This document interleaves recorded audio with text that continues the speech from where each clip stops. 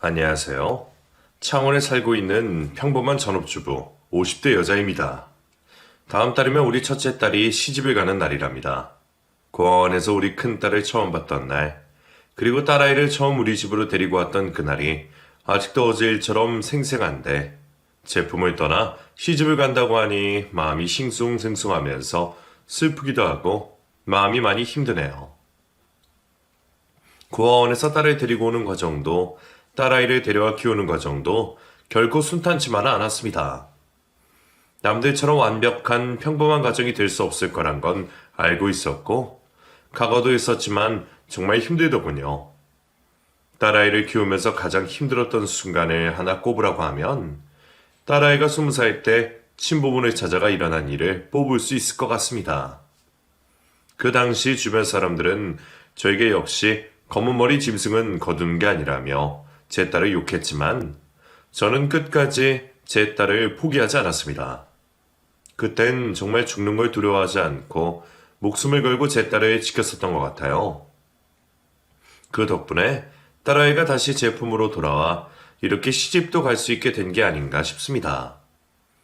딸아이를 시집 보내기 전 그날의 일을 한번 여러분들과 함께 회상해 보려고 합니다. 저희 친정아버지가 고아원 출신이십니다. 그래서 어릴 때부터 저는 친정아버지를 따라 고아원을 제 집처럼 드나들며 봉사활동을 많이 했었습니다. 보고 자란 것이 있어 성인이 돼서도 저는 혼자서 고아원에 자주 들려 아이들을 돌보아 주었습니다. 남편을 만난 곳도 바로 제가 봉사활동을 다니고 있던 고아원이었죠. 은양 씨는 정말 대단한 것 같아요. 저는 회사 선에 끌려서 1년에 2번 정도 봉사활동을 하는데도 힘들거든요. 세상에 은영 씨 같은 사람 또 없을 것 같아요. 에이, 아니에요. 티가 안 나서 그렇지. 세상에 알고 보면 남을 돕고 사는 사람들이 정말 많아요. 저는 어릴 때부터 아빠 손잡고 따라다닌 곳이라 익숙하다 보니 더 자주 들릴 수 있는 거고요. 회사 행사로 고아원 봉사활동을 하러 온 남편과 저는 연인이 되었습니다. 저는 남편과 연애할 때도 버릇처럼 말했습니다. 나는 결혼하고 나서도 봉사활동 꾸준히 할 거야. 남편한테 억지로 강요하진 않을 거지만 나랑 봉사활동 같이 다닐 수 있는 남자랑 결혼하고 싶어. 그럼 나랑 하면 되겠네. 나는 너랑 결혼하면 너 따라서 매일 고아원에 봉사활동하러 올 거야. 나 말로만 그러는 게 아니라 진짜 그럴 자신이 있어. 같이 고아원에 봉사활동을 다닐 수 있는 남자와 결혼을 하고 싶다는 저의 말에 남편은 그게 자신이라며 자신과 결혼하자고 조를 정도였습니다. 연애할 때도 남편은 일부러 저를 따라 고아원에 봉사활동을 다니기 시작했습니다. 이러지 않아도 된다니까. 오빠 주말에 쉬고 싶잖아. 오빠는 집에서 쉬어도 돼. 나 혼자 가도 된다고. 아니야, 난 괜찮아. 이게 힘들면 얼마나 힘들다고. 사실 처음에 조금 힘들긴 했는데 몇 번 하다 보니까 아이들 보는 것도 좋고 하루를 보람차게 보낼 수 있어서 뿌듯하더라고. 이제는 내가 좋아서 하는 거니까 말리지 마. 단순히 저에게 잘 보이기 위해 봉사활동을 하는 것이 아니라 남편도 정말 봉사활동의 의미를 진정으로 느끼면서 봉사활동을 하는 것이 보였습니다. 이 남자라면 나와 같은 생각을 가지고 평생 살아갈 수 있겠다 싶어 남편과의 결혼을 결심했습니다. 남편은 저와 결혼을 하고 나서도 꾸준히 저와 함께 고아원의 봉사활동을 다녔습니다. 그런데 남편과 제가 고아원 봉사활동을 열심히 하는 것을 탐탁지 않아 하는 사람이 있었습니다. 바로 시모였어요. 너희 요즘에도 고아원에 봉사활동 다니고 있니? 설마 지난주에 고아원 간다고 집에 못 온 거였어? 네, 어머님. 저번 주는 어린이날 봉사활동이라 시간을 뺄 수가 없었어요. 죄송해요. 그래도 오늘 왔으니까 서운한 마음 풀어주세요. 서운한 건 없지만 솔직히 말해서 나는 너희 고아원에 봉사활동 다니는 거 정말 마음에 안 든다. 너네들 좋은 마음으로 봉사활동 다니는 건 알겠는데 그게 너희한테 안 좋은 일이라는 걸 너희 정말 몰라서 그러니? 남편과 봉사활동하러 다닌다고 하면 남들은 다 복받을 거라고 말하는데 유일하게 시모만 봉사활동이 저에게 안 좋은 영향이 미친다고 부정적으로 말씀하셨습니다. 그때까지도 저는 시모가 무슨 말을 하는 건지 이해하지 못했습니다. 어머님, 그게 무슨 말씀이세요? 봉사활동이 저희한테 안 좋은 일이라뇨.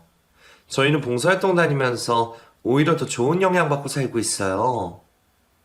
너희 그렇게 애들 있는 고아원에 봉사활동하러 다니면 임신 못해. 아이가 안 생길 거라고.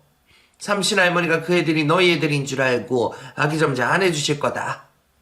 애 갖고 싶으면 당장 고아원 봉사활동 그만둬라.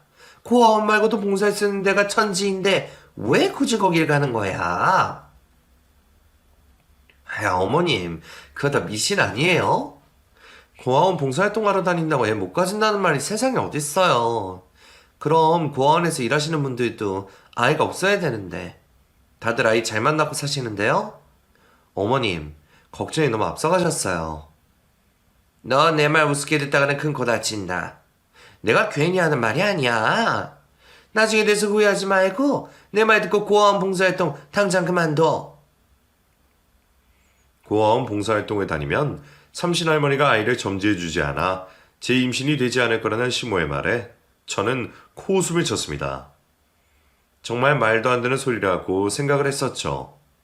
그래서 저는 시모의 말을 무시하고 남편과 계속해서 고아원 봉사활동을 다녔습니다. 여보, 임신 테스트기 해봤어? 당신 요즘 생리 안 한다고 걱정했었잖아. 아, 그거 잠깐 미뤄진 거더라고. 지금은 생리하고 있어. 나도 이번에 임신된 건 줄 알고 살짝 기대했는데 아니었네. 우린 아직 때가 아닌가 봐, 여보. 남편과 저는 아이를 늦게 낳을 이유가 없었기 때문에 관계를 할 때 굳이 피임을 따라하지 않았습니다. 그런데도 결혼 1년이 지나도 저희에게 아이는 찾아오지 않았습니다. 결혼 1년 차에 아이가 생기지 않았을 땐 그냥 그런가 보다 했는데 2년 차에 접어드니 시모 말이 사실인가 싶었습니다. 여보, 어머니 말이 사실이었을까? 고아원 봉사활동 다니면 임신을 못한다고 했었던 그 말 말이야. 지금 생각해보면 어머님 말이 맞는 것 같기도 해. 지금부터라도 고아원 봉사활동을 잠깐 쉬어야 되는 게 아닌가 몰라. 엄마 말 미신인 거 다 알잖아. 그냥 지금은 때가 아니라고 생각하면 되지. 굳이 그렇게까지 생각할 필요 있어? 당신 말대로 고아원에 일하시는 분들 다 아이 잘 낳고 잘 사시는데 응? 고아원 봉사활동이랑 임신이랑 무슨 상관이야? 시모의 말에 신경 쓰지 않으려고 해도 시간이 지나면 지날수록 시모의 말이 틀리지 않은 말이라는 게 느껴졌습니다. 아이를 가지기 위해 인공수정도 하고 시험관도 했지만 아이는 끝끝내 저희에게 찾아오지 않았기 때문이었죠. 제가 몸으로도 마음으로도 많이 지쳐 있을 때 남편이 저에게 말했습니다. 여보, 우리 아이를 입양해보는 건 어떨까?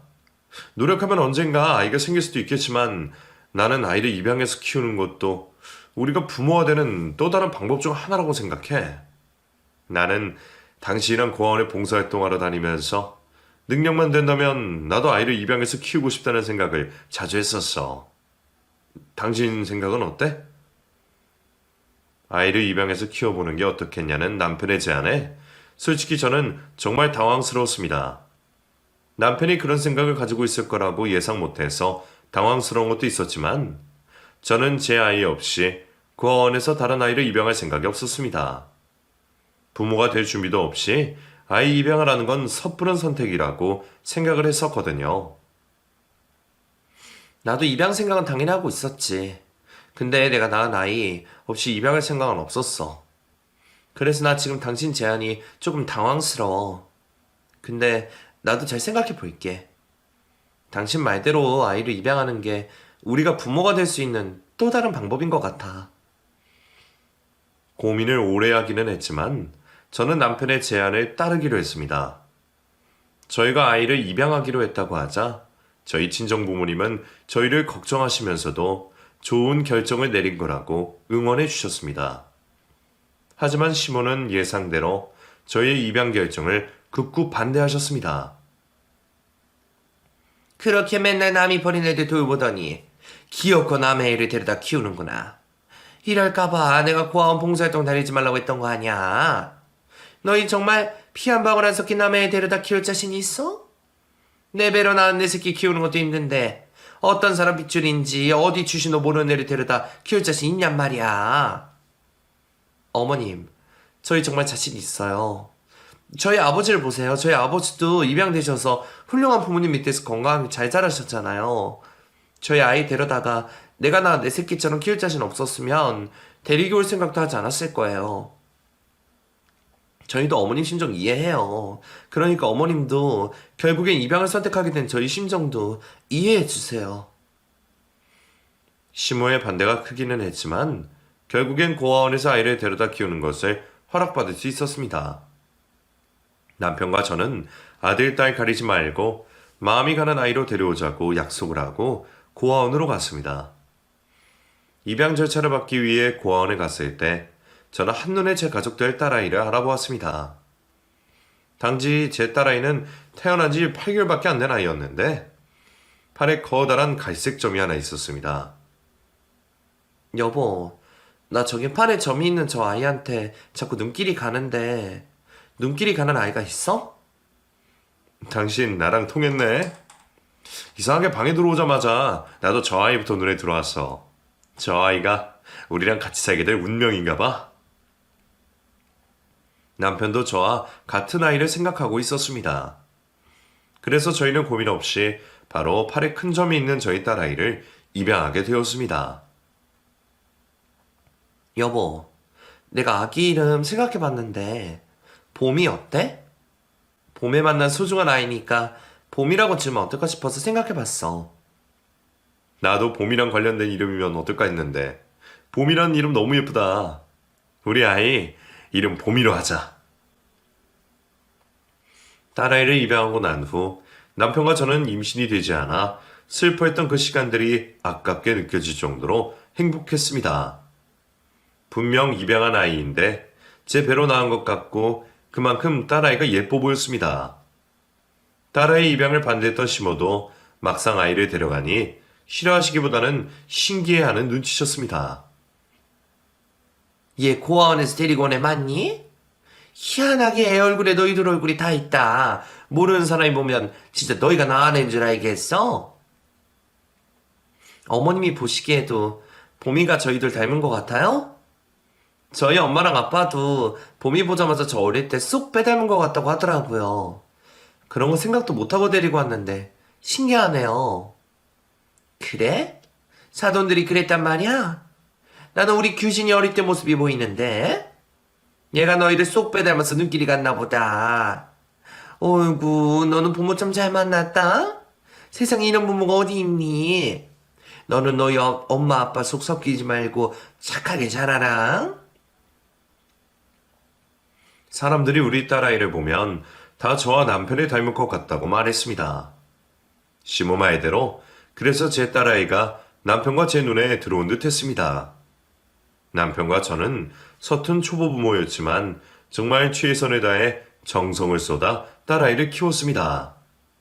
그런데 어느 날 저희에게 또 다른 새로운 아이가 찾아왔습니다. 여보, 혹시나 해서 임신 테스트 해봤는데 두 줄이 떴어. 병원 가서 제대로 다시 확인해 봐야 될 것 같아. 딸아이를 입양한 지 1년 정도 됐을 때 저희에게 둘째 아이가 찾아왔습니다. 처음엔 정말 믿을 수가 없었습니다.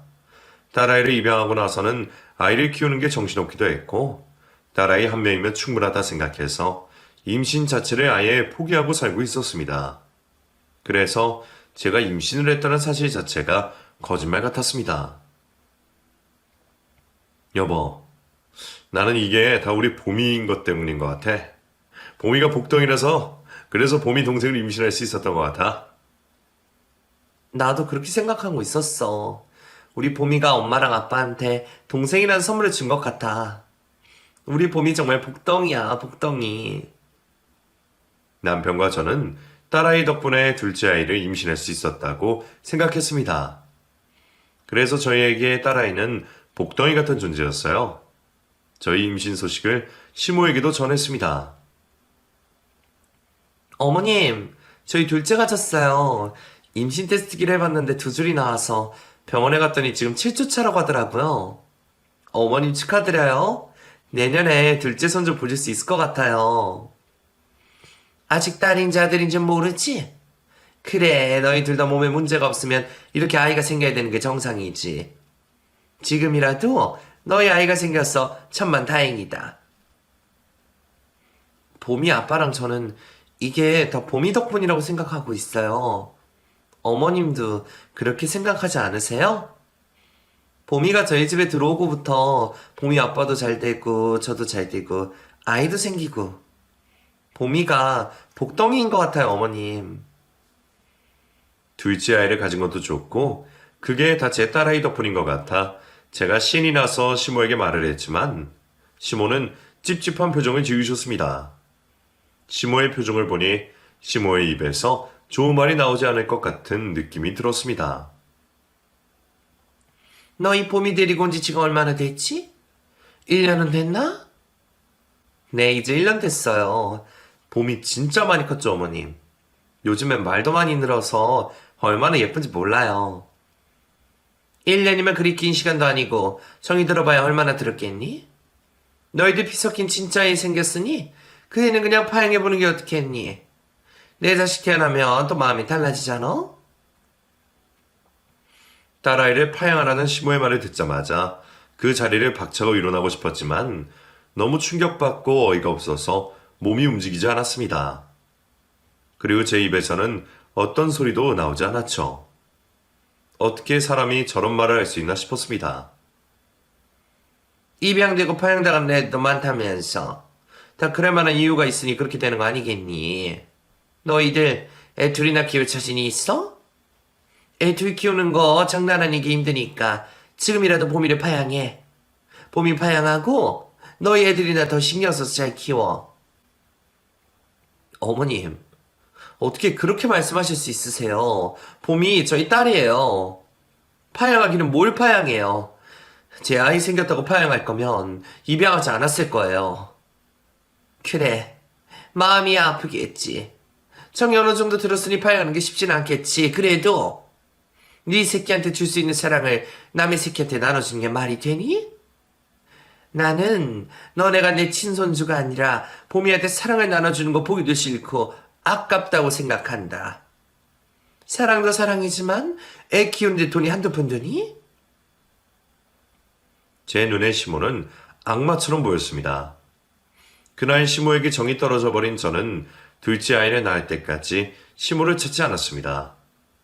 제 딸아이를 미워하는 시모를 보고 싶지 않았습니다. 그리고 그게 제 딸아이를 지킬 수 있는 방법이라고 생각했어요. 여보, 나는 절대 우리 봄이 파양 안 할 거야. 그리고 봄이를 내 새끼보다 더 사랑하고 키울 거야. 당신도 봄이 아빠니까 그렇게 해야 돼. 봄이 우리 집에 온 순간부터는 우리 자식이야. 내 배로 낳은 자식이나 다를 거 하나 없는 자식이라고. 엄마가 심하게 말했던 건 내가 대신 사과할게. 나도 당신이랑 같은 마음이야. 그러니까 당신은 엄마 말 너무 마음에 담아두지 말고 우리 봄이랑 둘째 아기 잘 키워보자. 나도 차별 없이 두 아이 모두 골고루 사랑해주며 키울게. 남편이 저와 같은 생각을 하는 사람이라 다행이었습니다. 남편과 저는 다짐대로 딸아이를 제 배로 낳은 아이보다 더 사랑으로 키웠습니다. 그렇게 오랜 시간이 흘러 제 딸아이가 사춘기가 온 나이가 되던 때였습니다. 여보, 봄이 오늘 왜 저래? 나 퇴근하면 달려나와서 인사하던 애가 얼굴도 내비치지도 않고 방에도 못 들어오게 하고. 어디 아파? 아니면 학교에서 무슨 일 있었어? 학교에서 애들이 봄이 입양된 거 가지고 또 뭐라고 했나 봐. 봄이 지금 사춘기라 더 예민한 시기잖아. 그래서 초등학교 다닐 때보다 더 힘들어하는 것 같아. 일단 지금은 내버려 두고 나중에 봄이 괜찮아지면 우리 같이 이야기해보자, 여보. 봄이 힘들어하는 날이 점점 많아져서 큰일이네. 그래도 이 시기만 잘 넘기면 우리 봄이 더 단단해지고 괜찮아질 거야. 지금은 부모인 우리 역할이 중요한 것 같으니까 봄이 신경 많이 쓰자, 여보. 딸아이가 초등학교에 들어갈 때 저희는 딸아이에게 자신이 입양된 딸이라는 것을 알려주었습니다. 딸아이를 입양할 때부터 남편과 저는 딸아이에게 입양을 숨길 생각이 없었거든요. 저희의 사랑을 듬뿍 받고 자라서 그런지 딸아이는 자신이 입양이 되었다고 해도 아무렇지 않아 했습니다. 그랬던 아이였는데 사춘기 때는 다른 듯 했습니다. 그 시기 땐 힘들어하는 딸아이 때문에 남편과 저도 정말 힘들었습니다. 그런데 엎친 데 덮친 격이라고 고아원에서 연락이 왔습니다. 봄이 어머니 잘 지내고 계시죠? 봄이는 잘 지내고 있나요? 원장님, 우리 봄이 잘 지내고 있어요. 요즘 사춘기라 그런지 좀 예민한 시기기는 해요. 그나저나 원장님 무슨 일로 전화 주셨어요? 봉사자 필요하세요? 그게 아니라요. 봄이 친부모님들이 고아원으로 찾아오셨어요. 봄이 보고 싶으시다고 봄이 볼 수 있게 해달라고 하더라고요. 딸아이를 데려와 10년 넘게 키우면서 저는 딸아이의 친부모에 대해 들은 것이 하나도 없었습니다. 그리고 그동안 단 한 번도 친부모들이 딸아이를 찾지 않았었죠. 그래도 언젠가 한 번쯤은 딸아이의 친부모가 딸아이를 찾지 않을까 했는데 그 시기가 제 생각보다 갑자기에 너무 일찍이라 많이 당황했습니다. 봄의 친부모님들이 왜 갑자기 봄을 찾으신대요? 그동안 한 번도 찾지 않으시다가 왜 갑자기 봄을 찾아오신 거래요? 봄이가 어떻게 지내고 있는지 궁금하신가 봐요. 일단 봄이 어머니 의견 여쭙고 싶어가지고 연락드렸어요. 저 혼자 정할 일이 아니라 봄이 아빠랑 이야기해 볼게요. 그리고 봄이 의견도 한번 들어봐야 될 것 같아요. 다시 연락드릴게요. 그날 밤 저는 남편에게 고아원에서 연락이 왔다고 말했습니다. 남편은 그 이야기를 듣자마자 딸아이에게 의견을 물어보자고 했습니다. 봄이한테 물어봐야 되지 않을까? 봄이도 친부모님들이 보고 싶고 궁금할 수도 있잖아. 그건 그렇긴 한데 나는 왜 이렇게 마음이 불안한지 모르겠어. 솔직한 심정으로는 봄이한테 말하고 싶지 않아. 저는 딸아이한테 친부모에게 연락이 왔다는 사실을 숨기고 싶었지만 남편은 딸아이에게 반드시 말을 해야 된다고 해서 어쩔 수 없이 딸아이에게 이 사실을 말했습니다.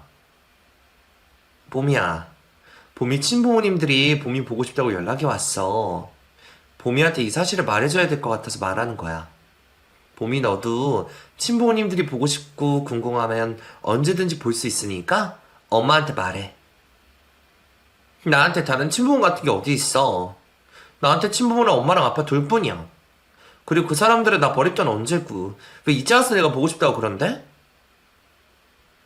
친부모님들도 그런 선택을 할 수밖에 없었던 이유가 있지 않았을까? 엄마랑 아빠는 무조건 봄의 의견에 따를 거니까 안 보고 싶으면 안 봐도 돼. 안 봐. 평생 안 볼 거야. 죽을 때까지 안 볼 거라고. 나 버리고 간 사람들 나도 보고 싶지 않아. 다시는 나한테 연락하지 말라고 해. 나는 평생 엄마랑 아빠랑 살 거라고. 그렇지 않아도 심적으로 힘들어했던 딸아이는 친부모들에게 연락이 왔다는 소식을 듣고 더 힘들어했습니다. 그래서 저는 딸아이의 친부모에게 딸아이를 만날 수 없다고 전달했습니다. 그러자 고아원 측에서는 친부모들이 딸아이에게 쓴 편지를 전해주었습니다.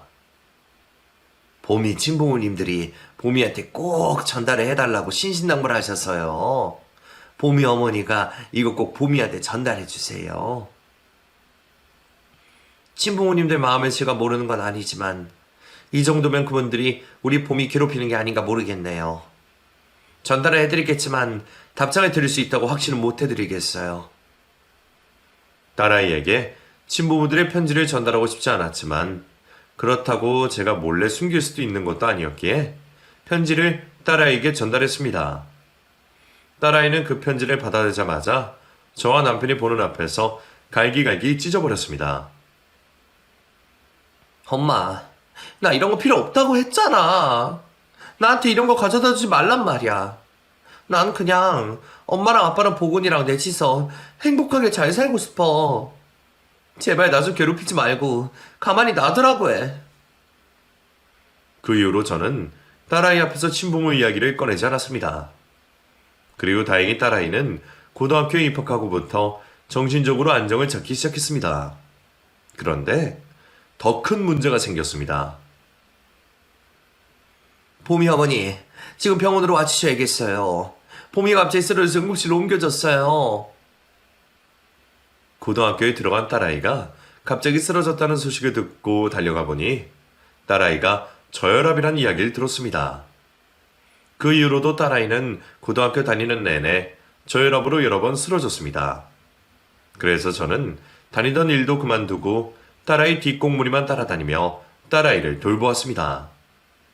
딸아이 입시 때도 아픈 딸아이가 쓰러지지 않고 공부에만 집중할 수 있도록 딸아이보다 더 못 자고 못 먹으며 딸아이를 돌보았습니다. 엄마, 나 좋은 대학교에 합격할 수 있었던 거 다 엄마 덕분이야. 나 대학교 졸업하고 좋은 회사 들어가서 돈 많이 벌면 엄마한테 꼭 효도할게. 엄마 그동안 나 때문에 고생 많았어. 그리고 정말 고마워. 감사하게도 딸아이는 아픈 와중에도 공부를 열심히 해주어 좋은 대학교에 들어갈 수 있었습니다. 앞으로 우리 딸 승승장구할 일만 남았구나. 큰딸을 잘 키워냈으니 누나 때문에 뒷전이었던 우리 둘째 아들 잘 돌봐야겠다 했는데 이놈의 문제가 또 생겼습니다. 몇 년 동안 연락이 없던 딸아이의 친부모가 다시 연락이 온 것이었죠. 봄이 어머니, 정말 죄송해요. 이런 연락 불편할 수 있지만 봄이 친부모님들이 또 저를 찾아오셨어요. 이번엔 봄이 꼭 봐야 된다고 그럴 이유가 있다고 사정사정을 하셔서 저도 어쩔 수 없이 연락드려요. 봄이한테 친부모님들이 간절히 찾고 있다고 좀 말씀해 주세요. 네, 일단 봄이한테 물어는 볼게요. 그런데요, 원장님? 친부모님들이 왜 이번엔 봄이를 꼭 봐야 된다고 그러는 건가요? 저도 그 이유를 알아야 될 것 같아서요. 그거는 지금 말씀드리기가 어려워요. 나중에 봄이가 친부모님들 뵙겠다고 하면 자연스럽게 하시게 될 거니까 일단 봄이한테 꼭 전달해 주세요. 더 늦기 전에 친부모님 보는 게 좋을 거라고 이 말도 꼭 전해 주세요. 딸아이의 친부모들이 또다시 딸아이를 찾아온 것이 불편하고 불안했습니다. 몇 년 전 처음 딸아이를 찾아왔을 땐 딸아이를 친부모들에게 뺏길까 불안했는데 이번엔 뭔가 큰일이 생길 것 같은 불안감이 들었습니다. 엄마의 직감이랄까요? 하지만 딸아이에게 친부모가 다시 찾는다는 사실을 숨길 수 없어 이번에도 딸아이에게 말했습니다. 봄이야, 친부모님들이 또다시 너를 찾고 계신다고 하더라. 이번에 꼭 너를 보고 싶다고 하셨다던데 네 생각은 어떠니? 지금은 친부모님들 볼 마음이 있어? 엄마, 나 그 사람들 보고 싶지 않다고 했었잖아. 그리고 왜 또 갑자기 나타나서 나를 꼭 봐야 된다고 그러고 있대? 그 사람들 뭐 나한테 부탁할 거라도 있나 보지? 자기 힘들 땐 버리고 가더니 자기들 필요할 땐 다시 찾고. 사람들이 도대체 왜 그래? 딸아이가 20살이 되었기 때문에 친부모들이 처음 찾아온 그때보다는 마음이 나아져서 친부모들을 만나보고 싶어하고 궁금해할 줄 알았습니다. 하지만 딸은 몇 년 전과 전혀 다를 것 없이 친부모들을 혐오하고 싫어했습니다. 딸아이가 이 정도로 친부모들을 싫어하니 앞으로도 궁금해하지 않을 것 같아 고아원에 저의 의사를 확실하게 전달했습니다. 원장님, 봄이는 친부모님들을 보고 싶지 않아 하고 궁금해하지도 않아요. 앞으로도 봄이는 친부모님들을 찾지 않을 것 같으니까 봄이 친부모님들이 봄이를 찾아도 저희한테 연락 주지 마시고 원장님이 알아서 거절해 주세요. 부탁드릴게요. 봄이가 그렇다고 하니까 어쩔 수 없네요. 그래도 언제든지 저한테 연락 주시면 봄이 친부모님들 만날 수 있다고 전해주세요. 아니요, 그 말 전하지 않을 거예요. 봄이가 보고 싶으면 먼저 보고 싶다고 하겠죠. 우리 봄이 그만 괴롭혀주세요. 기분 나쁜 티도 내고 단호하게 말을 했으니 친부모에 대한 문제는 이제 끝이 났을 거라고 생각했습니다. 그런데 얼마 지나지 않아 딸아이가 먼저 친부모에 대해 이야기를 꺼냈습니다. 엄마, 아빠, 나 엄마랑 아빠한테 할 말 있어. 얼마 전에 친부모님들이 나 찾는다고 했었잖아. 왜 봄이야? 갑자기 친부모님들이 궁금해졌어?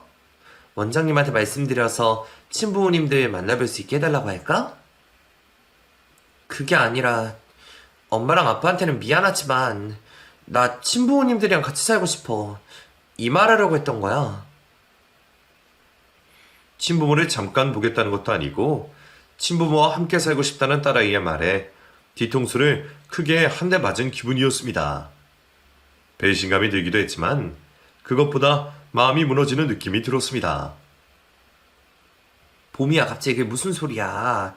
친부모님들 얼굴도 보고 싶지 않다고 하더니 왜 갑자기 같이 살고 싶다고 그래. 무슨 심경에 변화가 있어서 그러는 거야. 생각해보니까 친부모님들이 나를 버리고 싶어서 버린 것도 아니고 어쩔 수 없이 그랬을 텐데 내가 너무 매정하게 그랬나 싶어서 마음이 쓰여. 그리고 지금 나를 다시 찾아온 거면 사정이 괜찮아졌으니 그런 게 아닐까 싶어서 말이야. 그런 거라면 나도 친부모님들이랑 살아보고 싶어. 저는 친부모에게 가겠다는 딸아이에게 절대 안 된다고 말했습니다. 딸아이가 원하는 대로 그렇게 보내줘 버리면 평생 우리 딸아이를 볼 수 없을지도 모르겠다는 생각이 들었거든요. 엄마는 너 절대 거기 못 보내. 친부모님을 만나 뵙고 교류하면서 지내는 건 좋은데 완전히 거기 가는 건 절대 반대야. 너는 내 딸이야. 너는 내가 낳은 내 딸이라고. 마음으로 낳은 딸이랑 배 아파 낳은 딸이랑 같아? 다르잖아. 나 그냥 가게 해줘. 지금까지 엄마랑 아빠랑 행복하게 잘 지냈으니까 이제는 친부모님들이랑도 그렇게 살고 싶어. 내 눈에 흙이 들어가도 절대 안 돼. 너 정말 엄마 죽는 꼴 보고 싶어서 그래? 엄마는 너 없이 못 살아. 딸아이는 저의 반대에도 무릅쓰고 짐을 싸서 친부모들에게로 떠나갔습니다. 그땐 정말 딸에게 너무 서운해서 딸이 저를 버렸다고 생각했습니다. 시모도 친부모로 가버린 딸의 욕을 심하게 했었습니다. 그년이 기껏 걷어 키워놨더니 지 애미를 버리고 가버려? 지 엄마 지를 어떻게 키웠는데 지가 어떻게 그럴 수 있어? 겉머리 짐승은 걷어 키우는 게 아니라고 했지만 그래도 내 아들이 키운 그녀는 안 그럴 줄 알았는데 이 그녀도 어쩔 수 없는 짐승이었구나.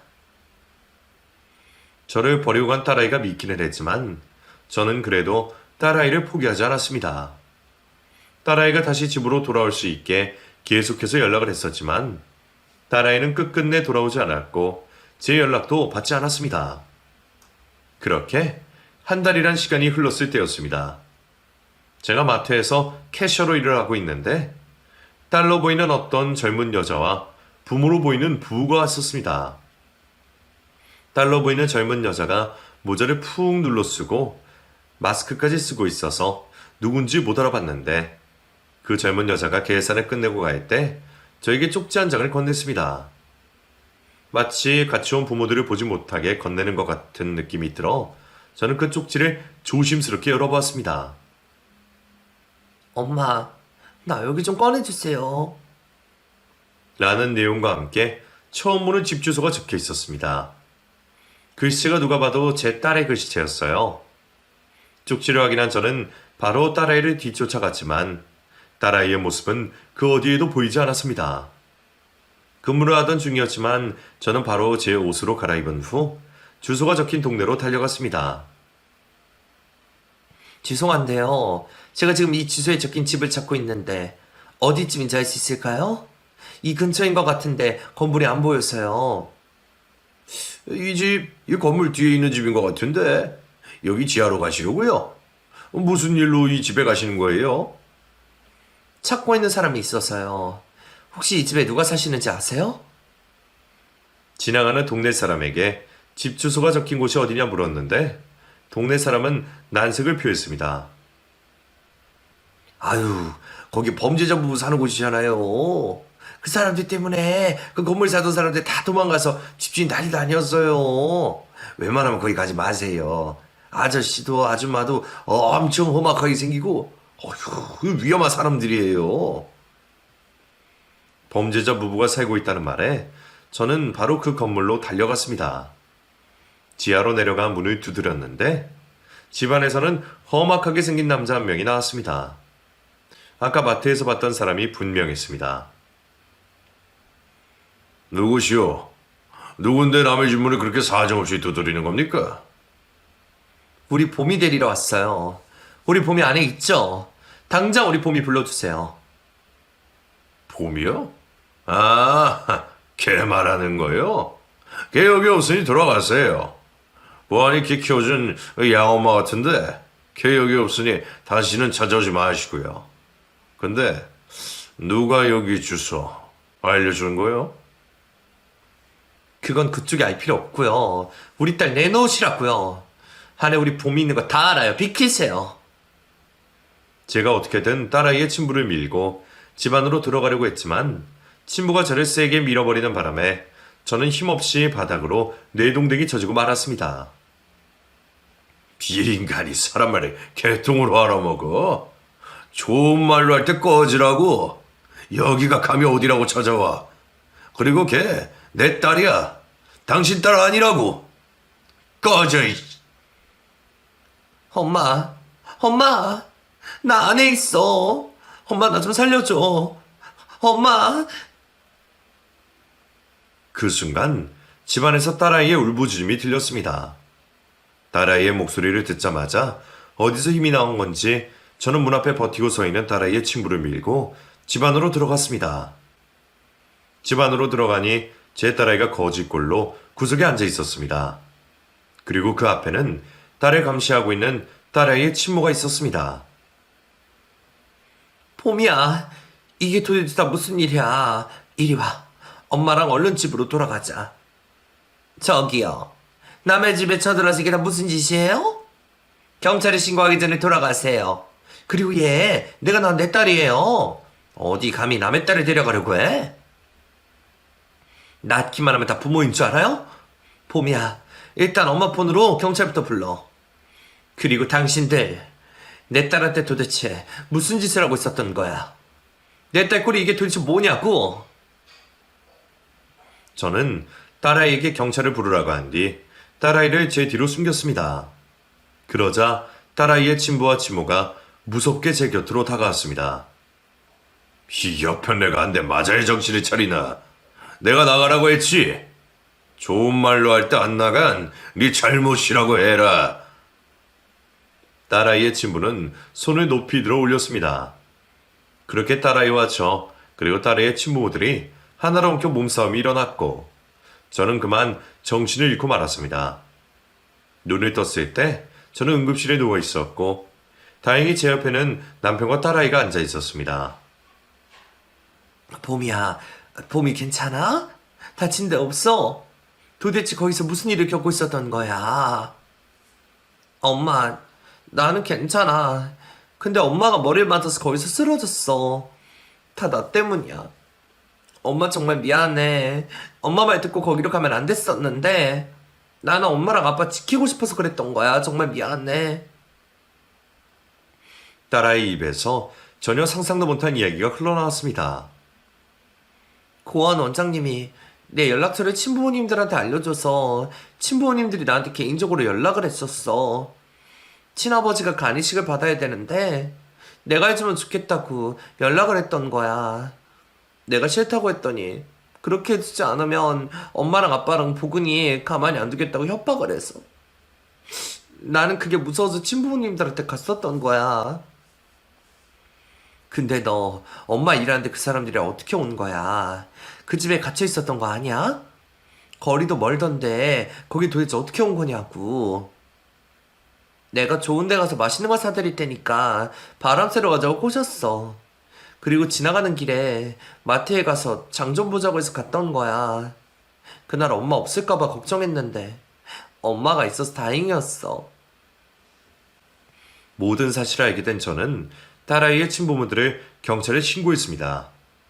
폭행죄뿐만 아니라 협박죄까지 포함해 적용시킬 수 있는 죄는 다 적용을 시켜 신고를 해버렸죠.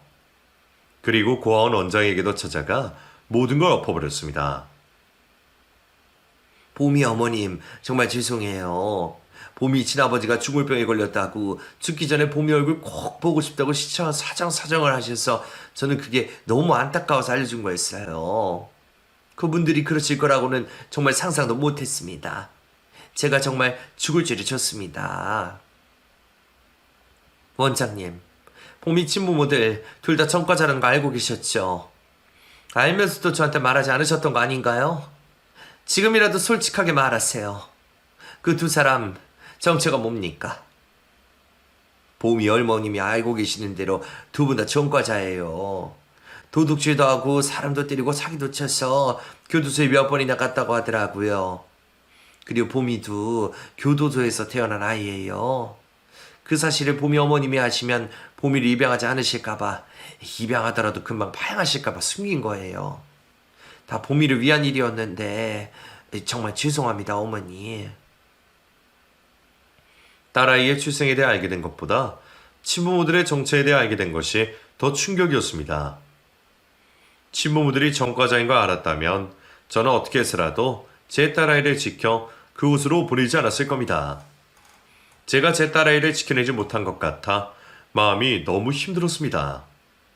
결국 딸아이에게 협박을 하고 딸아이를 집에 가둬두고 또 딸아이에게 간이식을 요구한 친부모들은 다시 교도소에 들어가게 되었습니다. 그리고 딸아이의 친부는 교도소에 들어간 지 얼마 지나지 않아 사망했다고 했습니다. 병세가 악화되어 사망을 한 것이었죠. 여보, 봄이한테는 이 사실 알리지 말자. 봄이가 알면 신경만 쓰지 좋을 거 하나도 없을 것 같아. 우리 앞으로 봄이 앞에서 절대 친부모 이야기 꺼내지 말도록 하자. 저희는 그날 이후로 딸아이 앞에서 친부모 이야기를 꺼내지 않았습니다. 딸아이도 저희 앞에서 친부모 이야기를 꺼내지 않았죠. 그때의 상처가 금방 아물지는 않았지만 시간이 약이라고 어느 순간부터는 딸아이도 저도 괜찮아진 것 같았습니다. 그리고 저희 가족들은 금방 다시 일상을 되찾을 수 있었습니다. 딸아이는 예전에 밝았던 소녀로 돌아가 대학교도 잘 다니고 무사히 졸업도 잘 해 좋은 회사에 취직도 했습니다. 그리고 좋은 남자를 만나 곧 결혼을 앞두고 있죠. 저는 딸아이에게 참 고맙습니다. 서툰 부모에게와 건강하게 잘 자라준 것이 얼마나 고마운지 모릅니다. 저는 딸아이를 처음 만났을 때부터 지금까지 그래왔던 것처럼 남은 제 생도 제 딸아이와 제 아들의 행복과 평안을 기도하며 살 것 같습니다. 부모의 삶은 자식의 것이지 제 것이 아닌 것 같습니다. 제 삶이 제 것이 아니라고 해도 저는 제 아이들이 행복할 수만 있다면 그것도 좋습니다. 제가 유별난 엄마인가요? 다들 이렇게 살고 계시는 거겠죠? 그럼 저는 여기서 제 이야기를 마무리하겠습니다. 감사합니다.